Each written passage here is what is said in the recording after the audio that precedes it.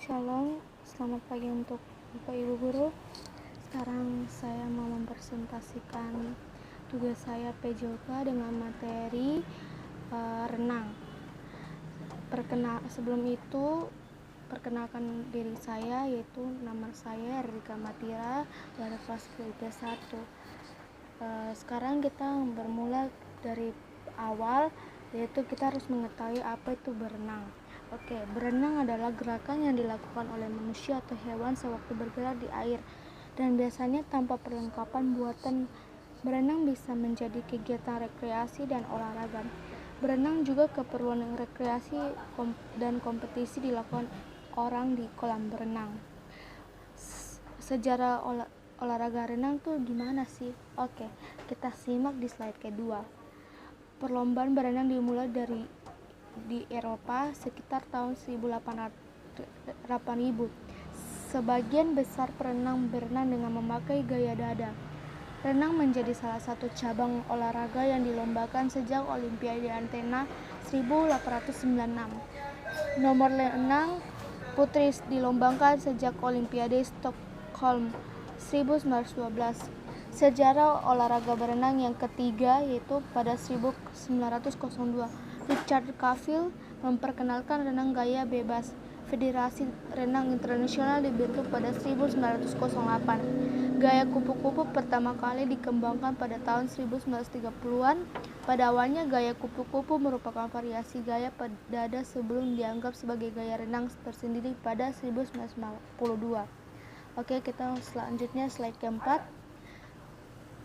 Berenang adalah salah satu jenis olahraga yang mampu meningkatkan kesehatan seorang yang juga merupakan olahraga tanpa bantalan berat badan atau non-weight bearing. Oke, kita masuk lagi ke macam-macam gaya dalam renang. Ada 4 gaya renang, yaitu gaya bebas, gaya dada, gaya punggung, dan gaya kupu-kupu. Oke, ini gambar gaya bebas, dan ini adalah gerakan gaya bebas, yaitu posisi badan harus horizontal walaupun kaki masih cukup di dalam air. Ada beberapa hal yang perlu dilakukan agar posisi badan sejajar atau horizontal, yaitu pertama, dahi dan telinga jangan sampai berada di antara permukaan air.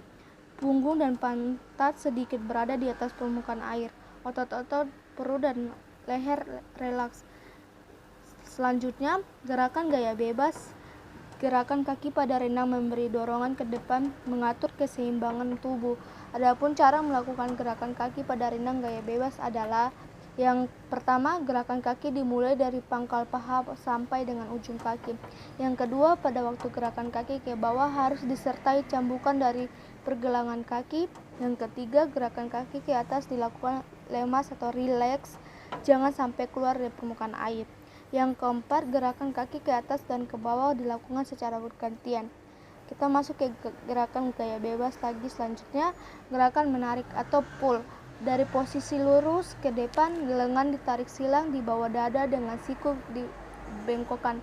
Gerakan mendorong atau push.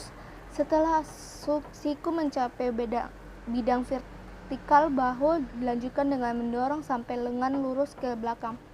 Yang ketiga, istirahat atau recovery. Setelah gerakan mendorong selesai dan tangan lurus ke belakang, dilanjutkan dengan mengangkat siku keluar dari air, diikut dengan bawah dan jari-jari secara rileks digeser ke depan permukaan, kemudian jari-jari dimasukkan ke dalam air. Oke, kita selanjutnya teknik gerakan lengan. Siku tinggi atau di atas air dan di air. Telapak tangan rendah saat ini atas air, pergelangan tangan ke dalam saat memulai tarikan dengan terpusat pada aturan pola gerak. Ibu jari menyentuh paha. Pola gerakan di lengan adalah pola huruf S, ada dorongan kejauhan. Ini adalah gaya bebas, cara pengambilan napas. Oke, gaya dada. Selanjutnya, gaya dada atau gaya katak adalah berenang dengan posisi dada menghadap ke permukaan air, namun berbeda dari gaya bebas, batang tubuh selalu dalam keadaan tetap. Oke, gerakan kakinya yaitu tekukan dangkul kaki ke dalam, kemudian pantulkan atau tendang lurus dengan posisi kedua kaki renggang atau terbuka. Kaki tetap lurus, kemudian rapatkan. Pastikan telapak kaki kiri dan kanan agak bersentuhan. Ulangi langkah di atas dengan urutan tekuk, tendang, rapatkan, tekuk, tendang, rapatkan. Gerakan gaya dada, gerakan tangan. Pertama, tempelkan kedua telapak tangan atau seperti hendak berselaman dan luruskan di atas kepala. Kemudian tarik tangan ke samping kanan dan kiri, tetapi tidak perlu terlalu ke samping atau cukup tarik ke samping selebar bahu dan selebihnya tarik ke bawah. Yang ketiga, luruskan tangan kembali. Yang keempat, dan ulangi dengan urutan luruskan tangan di atas kepala, gerakan tangan ke samping kiri dan kanan.